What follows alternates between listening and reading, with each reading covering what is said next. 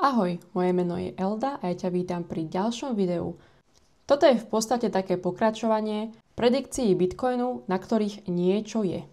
Takže poďme sa spolu ponoriť do ďalšej mysterióznej teórie.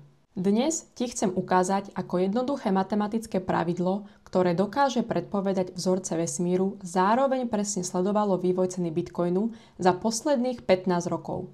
A ukážem ti, čo táto formula predpovedá, akú cenu by mal mať Bitcoin o 10 rokov. Viem, znie to bláznivo, ale pozrite sa na to, je to veda a matematika. Vesmír má vzorce, ktoré sú skryté v matematike a volajú sa mocninové zákony, power laws.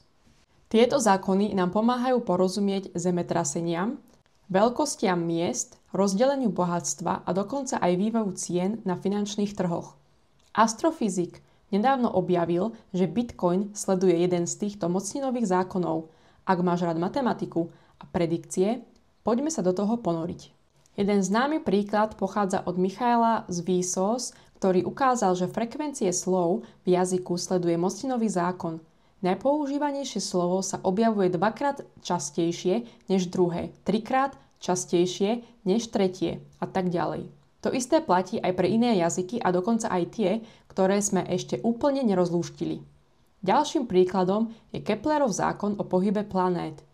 Vzťah medzi vzdialenosťou planéty od Slnka a dobou jej obehu sleduje opäť rovnicu mocninového zákona. Galileo sa dokonca pýtal, prečo neexistujú obrovské zvieratá.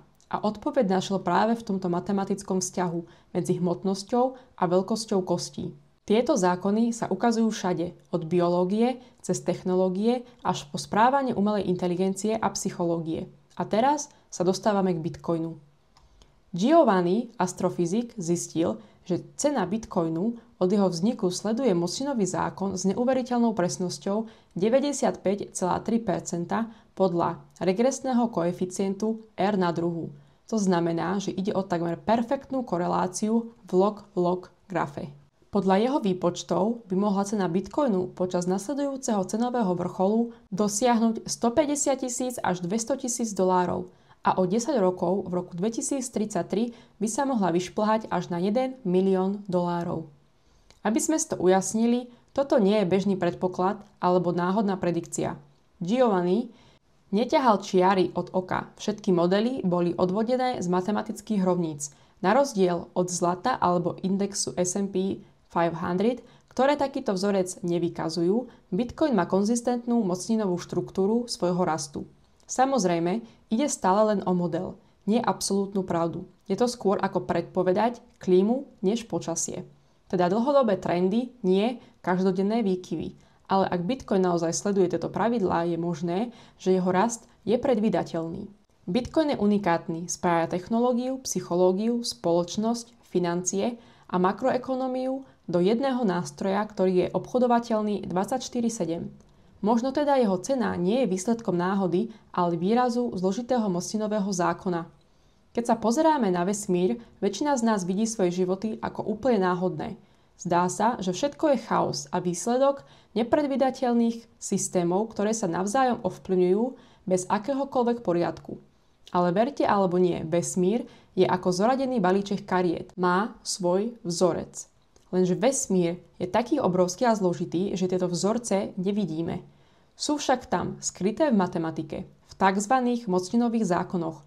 Mocninové zákony nám dokážu povedať, aké silné môžu byť zemetrasenia, dokážu predpovedať veľkosť miest, používajú sa na vysvetlenie rozdelenia bohatstva vo svete, popularitu slov v knihách a jazykoch, veľkosť mozgov v porovnaní s veľkosťou tela, dĺžku ciest v mestách, veľkosť kráterov na mesiaci a tiež to, ako dlho trvá planétam obehnúť okolo Slnka. Mocninové zákony nám pomáhajú nájsť vzťahy medzi dvoma veľmi odlišnými vecami, tak aby sme mohli pozorovať minulosť a predpovedať budúcnosť. Platí to v biológii, spoločnosti, technológii a dokonca aj na finančných trhoch. Astronóm menom Johannes Kepler objavil, že existuje mocninový vzťah medzi tým, ako ďaleko je planéta od Slnka a ako dlho jej trvá obehnúť ho.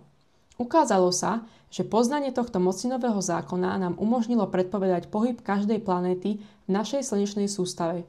A keď sa tento vzťah znázorní v grafe, opäť vytvára dokonale rovnú čiaru. Prečo? Prečo existuje vzorec vo vesmírnych skalách, ktoré obiehajú okolo obrovskej horiacej gule? Nemalo by to byť náhodné? Možno si hovoríš, o čom je toto video? Je to vôbec o Bitcoine? Sľubujem, že sa dostanem aj k Bitcoinu a prepojím všetky súvislosti. Ale toto je omnoho zaujímavejšie ako samotný Bitcoin, pretože to bude ešte šialenejšie. Presne pred 414 rokmi, v roku 1610, ešte predtým, než Galileo zistil, že Zem obieha okolo Slnka, mal úplne inú otázku. Prečo neexistujú obrovské zvieratá? A to je dobrá otázka. Aké veľké vlastne môže byť zviera? Pomocou svojich ranných štúdií zvierat zistil, že keď sa veľkosť zvieraťa zdvojnásobí, jeho hmotnosť sa zvýši o 8-násobok.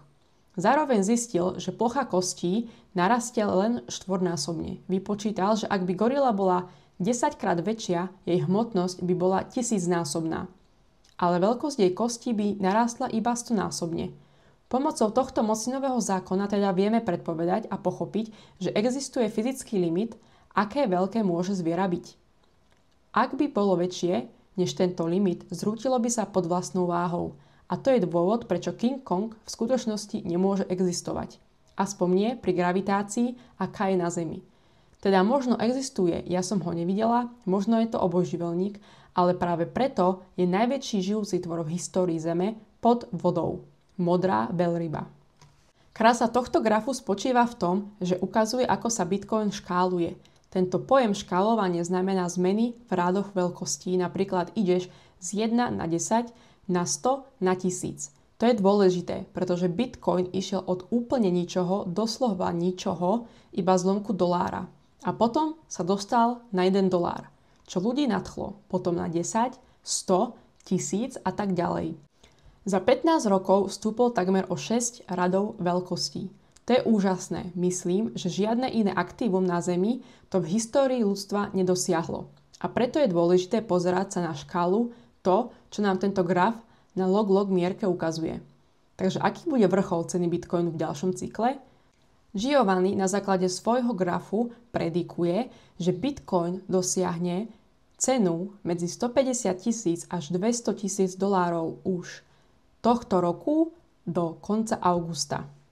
A že $1 000 000 dosiahne už v roku 2033 niekedy v júni.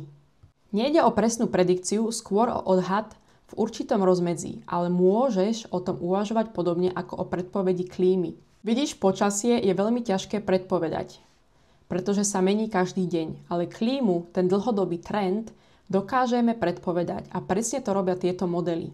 Ak bude Bitcoin aj naďalej nasledovať mocinový zákon, tak ako doteraz v posledných 15 rokov, potom by to všetko teoreticky malo byť presné, ale otázka je, naozaj sa to stane? Tu je môj názor.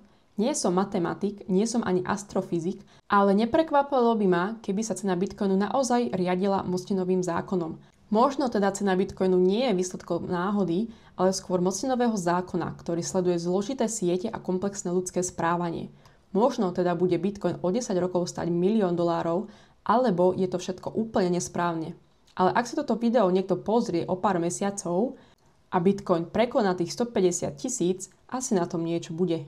Ďakujem za tvoj čas, prosím ťa, napíš mi svoj názor do komentára, daj mi odber a ja ti ešte prajem pekný zvyšok dňa. Ale počkaj ešte, na záver nezabudni, najväčšie príbehy sa rodia práve vtedy, keď sa nikto nepozerá.